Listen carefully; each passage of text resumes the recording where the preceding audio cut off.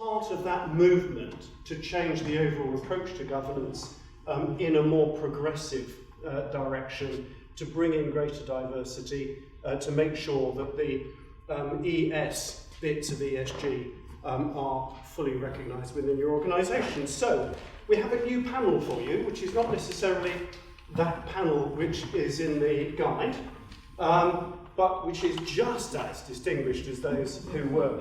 We've got Tesse, yeah, you're doing well. from Bates Wells, who I've worked with, particularly through Gamble Aware. She's helped us get some of our governance right there, and is very much an expert on that. We've got Simon Forrester, who is the CEO of the National Association of Jewellers. So if any of you feel short of a bob or two afterwards, you know where to go. And we have got an original panellist, Michael Morgan, CEO of the chair of somewhere in Wales I can't pronounce, but I know that Andrew and Anthony can. Shall I try? I'm not going to even try it, but it's a college somewhere in Wales. And Michael will tell you it. Would you like to come up and take your chairs for microphones?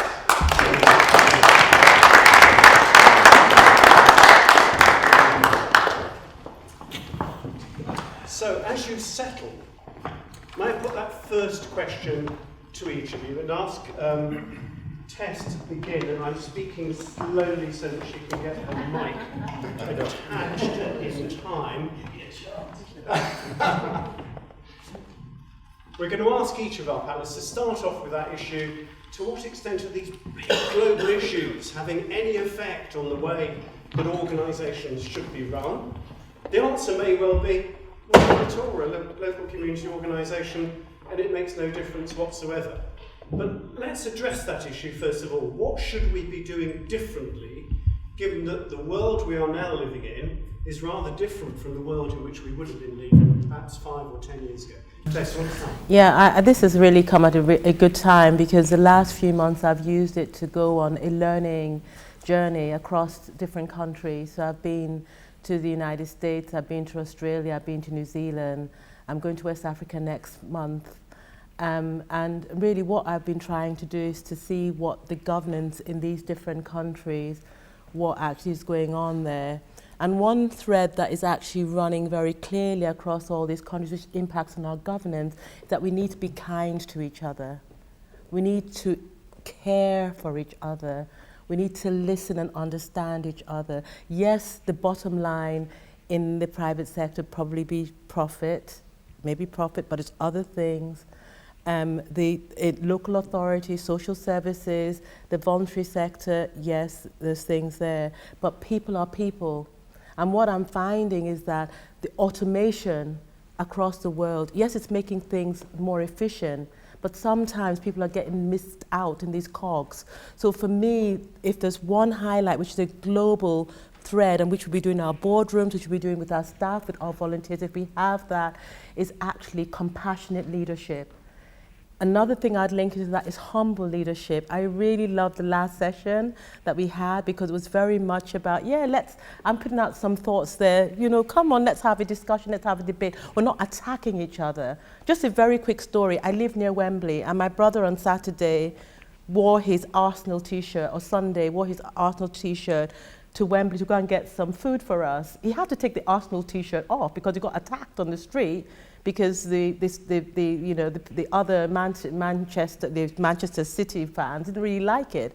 But that's just a macrocosm of what's going on. If we don't like things, we unfollow people. We do this, we get on Instagram, we attack here, we have outrage, we do all that. So one highlight I would say that I'm learning is this whole thing of care, compassion, humility, and having tolerance for difference. That's very powerful. One of the things I didn't mention, of course, was the role of social media. Yeah. But it was likened recently by somebody as a bit like road rage. You're behind the windscreen, and therefore it's okay to say whatever you like about other people. And having a 12-year-old and a 14-year-old who are rather engulfed in social media, I can see the damaging effect of that, and inequality as well, which is driving us further apart. Yeah. So Thanks for that. Yeah, but just one last thing linking to that, the social media thing, is actually having a language and a register to have difficult or challenging conversations. I think maybe the register is very few, and so we either beat people up or we send people to Coventry or something, or unfollow them. But actually, how can people have different views, hold different views, have difficult conversations, have, conversations that make a difference, sensitive conversations, in a different way than just hitting someone. Okay, that's great, thank you. Now, Michael, first of all, you've got to tell us what your college is called. And you have to remind me of the question from the beginning. Right, tell us what your college is called, and then Well, I'll give you the Welsh version. It's Coleg Llandovery, or it's Llandovery College. Oh, now you know why I didn't try. Yeah, so that's the Welsh language. Get used to it because it's the heavenly language. So you'll be talking. So and even better when we beat England at rugby in Twickenham on Saturday. Just mention it. You see, I knew I'd start him off if I asked the question. The question was actually about the extent to which you feel it necessary to respond to some of these big global changes. But I also wanted to ask about the net positive approach. The extent to which organisations are not only mitigating the worst effects, but are seeking to provide a very positive contribution to the wider society and the wider economy. So when you look at Llandovery College, which I was represented today, although I do wear two other hats, so I'm a chair of a member organisation, which is a purchasing consortium, which has something like about 180 director shareholders. That's like herding cats as the chair of that. And also I have my own IT and office equipment company down in West Wales, so I sit as a CEO as well, so I've got a little bit of a mixed hat. But when you come to Wales and you look at ESG and global trends and all that, Wales doesn't really care about them. It's just not in the, it's not on the radar. If you come to where I am in West Wales, it is just non-existent. They think just turning the tap off or switching electric off or employing a Welsh-speaking person on the board is diversity, and that's good enough. If you, and I was picking up from the CEO, I can't remember what the name of the earlier, and I was thinking, the day will come where we will have to look maybe for a sort of African, Caribbean, deaf, Welsh-speaking person to go on the board, which just trying to find a Welsh person to go on the board who speaks Welsh is a logistical nightmare. But I think the sad thing is the fact that I would probably say a good number where I am West Wales, and you bring Mid Wales into that, the whole environmental issue is pretty much non-existent. They just think just switching lights off is good enough. It is changing though, and I think there is a big in the last, since the Greta, the Dave Dimbleby, in the last year, I've seen a big change in Wales. So maybe the issues that you're having in other places in the UK is not the same as it is in Wales.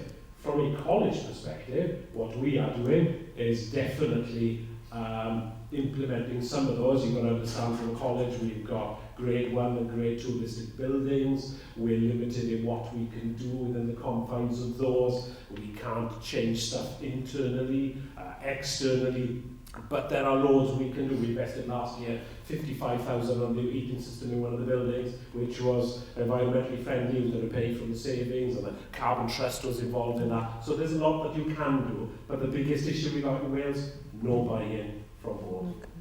It's just not there. I don't know if Andrew's going to challenge you on that. Certainly from one of the areas I work in is financial inclusion, and in Wales they are streets ahead of England on that particular issue. There is a national policy on financial inclusion, so that sounds it.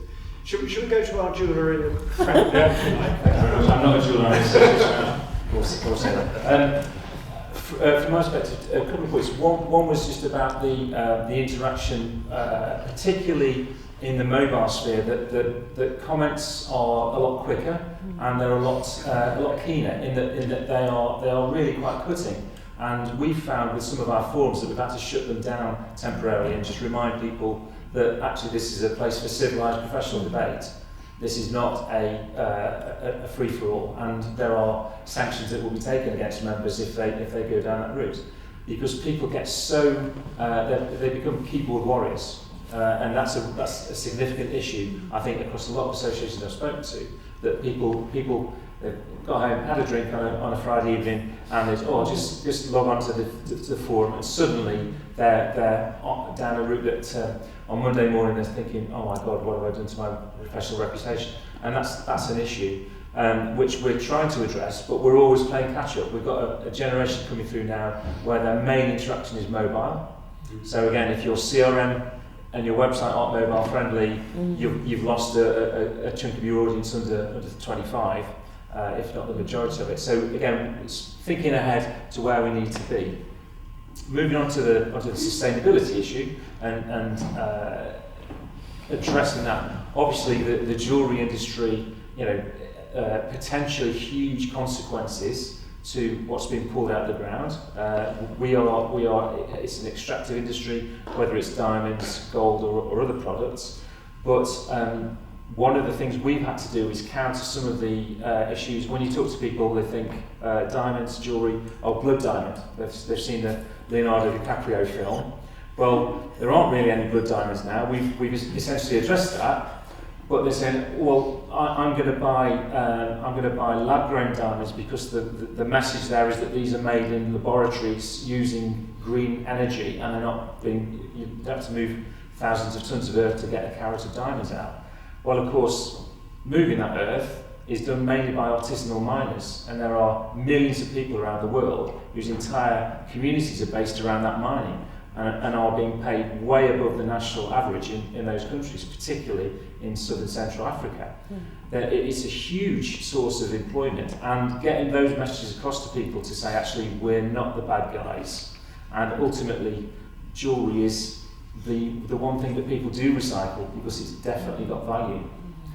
So getting some of those messages across to people about how we as an industry react to that is quite important. Coming back to governance and how that impacts on the association, because our members are being asked by the public about this, we've had to respond to that and give them the materials they need to meet people halfway, because they're coming in with things they've read off the internet, and quite often it's inaccurate. So that's a challenge for our industry and for us to get upstream of that. On our agenda now, we have a standing board agenda item around sustainability, and how we as an association are going to address that. We're not as far advanced as Andy Berman from BDA in terms of that carbon neutrality, but what we're trying to do is just take those baby steps and keep reminding ourselves this is important. I'd be really interested to see a piece of work, maybe for next year or maybe in another form, around the Sustainable Development Goals. That framework is fantastic, and we've been trying to sort of drill into it about how we as an association react to that. But I think there's a wider piece of work across all associations, and again, it's a global standard, it's a global structure that all associations can benefit from. So that would be something I'd be interested in finding more about. Yeah. Could I ask others here?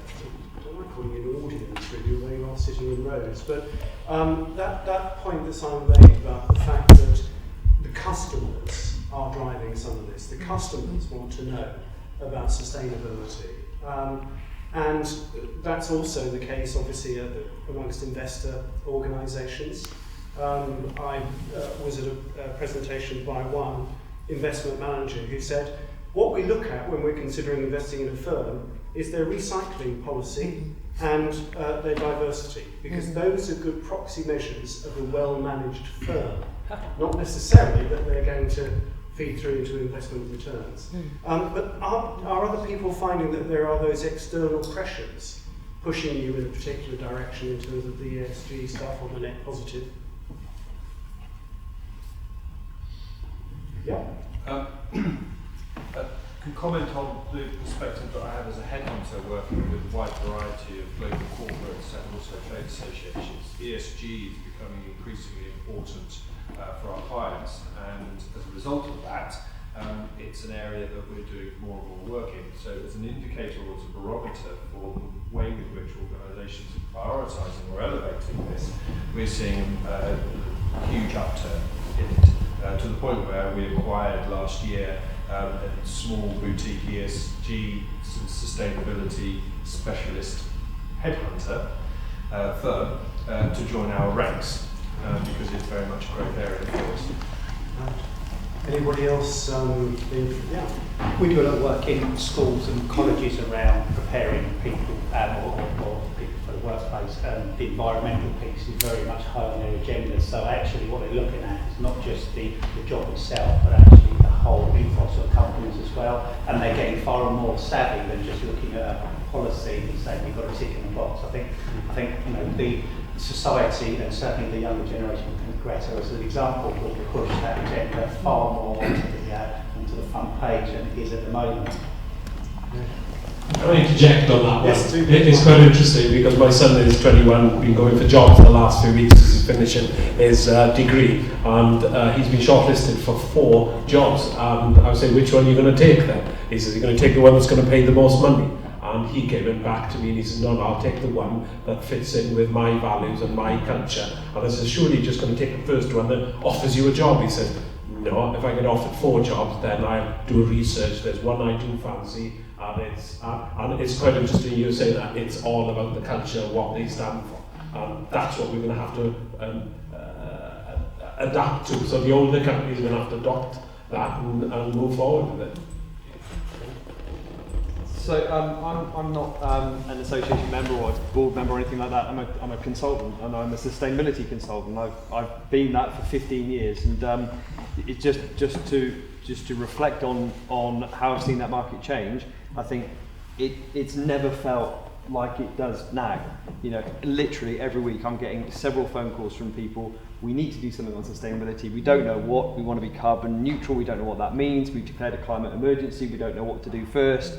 You know, all of those things are coming to the fore. So I'm not so surprised to hear that, you know, it's associations being asked for the support from their members. One of the things I think is really interesting is the point made about young people kind of shadowing board members or whatever, or young people kind of being used to perhaps temper some of that long in the tooth board members and that kind of stuff. That's really interesting. Of course, this is very much at the front of many young people's agenda. So hopefully, I think one of the things I've found a challenge over the years is the fact that the people who make the decisions are, you know, older people perhaps who have been in the industry for a long time. They think they know how everything works. They don't need to worry about the sustainability stuff because what they're interested in is profit or whatever. So I think that's, I think it's changing. I think it's changing quickly. And I think anybody who doesn't keep up with it is, in fact, I'm very glad to see everybody's catching up with me. That's fantastic. I've been looking over my shoulder for ages thinking, please hurry up, I need some work. It's coming together now. Controversial. I suggest that's what's everything behind the Brexit thing. It's old colleagues like me who decided what a good idea this would be and shafted a third generation. What I was going to do, if I hope Tess is not disagreeing, because you just partly answered a question I was going to ask. Are organisations coming to you in order to, because they want to do these things and they want to know how to do it better, and you've said yes. Had Tess not walked out the room, I would be asking her, as somebody who advises, whether or not it's always in that direction, or whether as consultants you feel it necessary to go to organisations and say, look, you're behind the curve on some of this stuff and you ought to be doing it better. But they're coming to you. Yeah, I think they are. Yeah, absolutely. And I think it's often the case, isn't it, that people don't necessarily want to be right at the very front of the curve, but they definitely don't want to be at the back. So, you know, as different industries and different sectors kind of look around themselves and look at their peers, which I suppose everybody does from time to time to see where they sit in the marketplace or whatever services they're offering, you know, when they suddenly realise actually that's the direction of travel, we better make sure we're not at the back of the curve. And I think that's probably what drives people a lot of the time. Yeah. It's interesting. I was going to say, so our conference each year, reasonably large event, you know, 1,000 people there. We've kind of over the last couple of years gone down the reducing single-use plastic and so on. You know, small steps each time as we kind of identify an issue and what we're going to do about it. How can we hit an interesting issue this year? Traditionally, you go to a conference, there's always some sort of freebie type bag for people to put all the stuff that they gather. We moved away from that being plastic this year to a cotton bag. Someone at the conference came to us and said, why aren't we having a plastic bag? It's much more environmentally friendly to have a plastic bag than a cotton bag. And you kind of think, you sort of feel like you're trying to do the right thing. Or don't have a bag. Well, we don't have Well, we've just decided not to for the conference we run. It's no bags. So we've gone for you ask for a bag, but there's one there because people accumulate stuff and we'll be carrying things around. So we've not done notepads for the last few years. If you want a pad, you can ask for a pad. And there are still people that want them because they do that. But we did hit into that, which I thought was quite interesting. Why are plastic bags more environmentally friendly than the cotton? Because a cotton bag you've got to use 120 times before it has the same impact as before you reduce the impact of that versus the plastic bag. I think that's the challenge with the environmental situation at the moment, though, is that there's a general movement towards that direction, but there's a lot of misconception about what actually makes a difference. Yeah. And from an association's point of view, that's where it can get tricky, because you can actually do a really good analysis of your business and go, okay, these are the changes we're going to make that are actually going to make a big impact, and we can do relatively easily. And then other members kind of look at that and go, well, what are you doing about environmental? Because it's not the getting rid of plastic straws or whatever, it's the things that... But there's also a communication piece there, isn't it? Kind of being very clear once you've decided what you're going to do. I think it's a piece that people miss quite often, is going, actually we need to tell people what we're doing and why in ways that they are prepared to listen and engage with. So it's a story, it's coming back, we've been talking about storytelling on and off today. It's kind of not... Just because you've made the decision and you've started doing it, you've still got to tell people they're not going to know. And I suppose that's what I'm curious to know, because I'll be perfectly honest, we're not as far down that path as many others are. If you've gone down the environmental path as an association, are you seeing the follow-on effects to your members because of the fact that the association is doing that, so therefore the members start making their own practices? Because, I mean, to be fair, we've probably preached environmental sustainability a bit more than we've practiced it. To be fair, we're in an industry that's not a big carbon user anyway, so most of our stores are actually net carbon neutral regardless, just because of the nature of them. But we've always, I'm curious, I guess, to associations that have gone down the green path to see whether by making the association go down the green path, do your members actually start coming on board with it and embracing it a little bit more than just potentially having lecturers at university? Well, can I ask you on that specific point then? I mean, the net positive stuff behind, I mean, you're saying that it's carbon neutral just because of what the self-storage industry does. Are you saying that there is a drive amongst the membership to say, yeah, we want to go that extra mile, and we want to now start to make the extra contribution to reducing carbon? Within my industry, no. That's just my industry, though. Don't you think I think that's the challenge, isn't it, for the association? That's the don't challenge. you think in your industry that you can adopt it, but try to influence your members? Well, yeah, is that much more challenging? That's and kind of go, these are the things you could be doing. Oh yeah, we do all that. I'm just curious to hear from an association that's seriously adopted the whole net positive, and I guess it's you, to how influential it is actually on your members. Like for the jewellers, for instance, if you're making these changes to the association, and communicating this to your members, do you see your members kind of picking that up and going, well, you know what, maybe this is a good idea, maybe we should do our own changes to our business? The significant change we're seeing is by giving them the tools to make changes within their companies and their supply chains. So giving them the information to go for responsible jewellery certification, so an audit, giving them the tools to change their own businesses. What we're doing is we're doing our thing in parallel with that, but we're not saying we've done this so you should do that, because they just say, well, you're not a jewellery company. You're not manufacturing jewellery. You're not a high street retailer. You're something different. So we kind of kept the two things separate, but we've always got it in the top pocket for when we talk to people and they say, "Oh, you're telling me to do this. Well, what are you doing?" So we can say, "Well, we're making these changes, and here is our plan to date, but it's going to go further than that. And eventually, we will probably be carbon neutral, and we will stop people driving cars into the office, etc." And we will another change we're making. We're holding all of our meetings in one place at one time. So rather than having meetings for different groups spread out. It's all in one summit. So those are the changes that we're making to our organisation. I think that the two run in parallel rather than, because you haven't got any containers and storage at your place, I'm guessing. You're a different entity to your membership. I think it's for us to make our members fit for the future. So whether it's a customer coming into their shop and saying which one of these two products is the most environmentally friendly, or I'm thinking about putting my stuff into storage, is that going to hurt the planet? Giving them the tools to answer those questions from their customer base is what we should be doing at this stage. Tesse, if you're I'm back, okay. you're okay. I'm so sorry. It's okay. We filled in. We're okay. The one question I was going to ask you was whether or not you feel that you are always having to push water uphill in encouraging organisations to take on this more progressive approach to governance, or whether organisations are coming to Bates Wells, as experts on governance to say, we really want to do things better, can you help us? Which way does it flow? I think it depends on it. It's a mix. There's some times when it's proactive and the organisations are coming and they're saying, this is what we want to do, can you help us do this and facilitate that? So like Gamble Aware, what can we facilitate?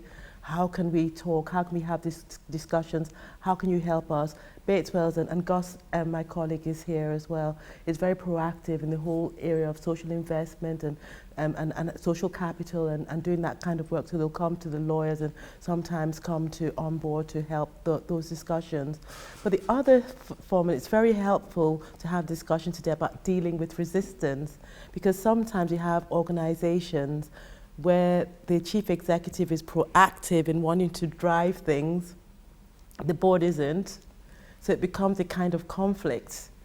And the work we have to do, they come to us and say, can you help facilitate this conflict so that we can get more buy-in, more engagement?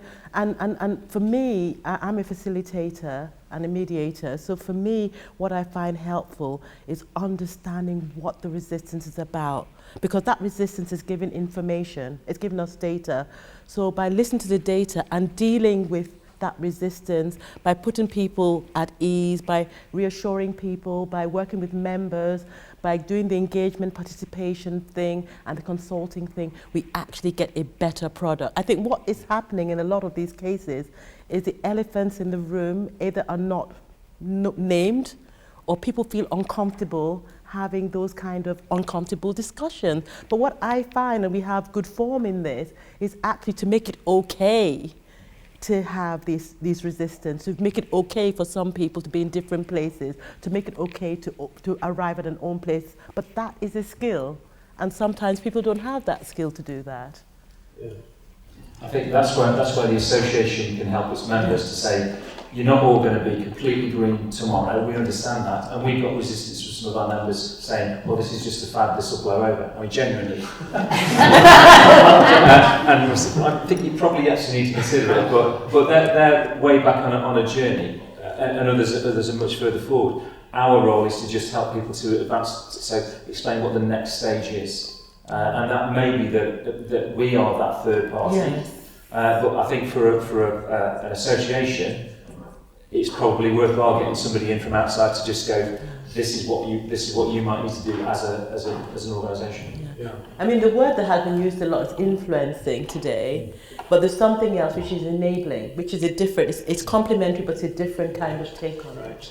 Yeah, that's interesting. I think the whole sustainability thing, though, is a question further. You look at some of the research, what I've certainly read on ESG is when it's adopted by the board and adopted by the chief exec and there's buy-in, it gets into their culture, gets into what they stand for, they succeed. And in the UK, definitely Wales, until we get to that point where they all buy in at board level, then I don't think it'll push forward as much as what it should. They see it as a cost, not as a benefit. And I think that tide is definitely changing. I think you mentioned it, getting the forecast is changing, and I think the challenge for me, is to, and all of us really who are on board, is to actually drive that through, So if the tide is changing, it's our job to persuade King Canute to step away from the beach and allow some of these trends to continue. So thanks very much to the panel.